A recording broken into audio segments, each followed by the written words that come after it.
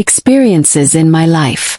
When I was about 6 or 7, I was in the back of my house alone while the rest of my family members were in the living room, and I was sitting on my sister's bed, and I was waiting for her to come back to her room and play with me. So I was sitting on the bed when I saw a figure dart through the hallway. Thinking it was her, I called her name and went to where it had hid, and there was nothing. Being a kid, I didn't think more of it. When I was 10, my granddad died in his house.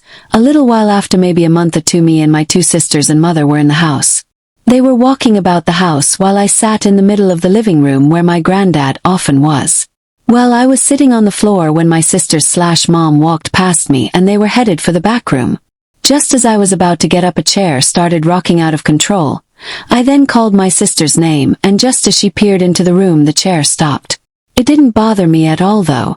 My oldest sister, not the one in my previous story, had mental problems during the time my granddad had passed, and she often hurt herself, so I and my mother believed that she was attracting evil spirits into her bedroom.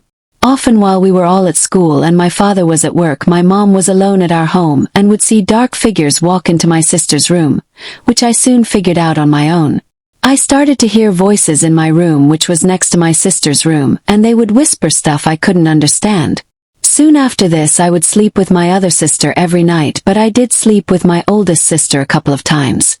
One night I slept with her and she began to hug me in her sleep, so being annoyed and being pretty much asleep, I went back to my room and fell back asleep. The next morning she told me she woke up wondering where I had gone, and she felt someone sit on the bed, and thinking it was me, she turned to see no one. My sister is now married and has moved out, and we no longer experience these dark figures or whispering voices.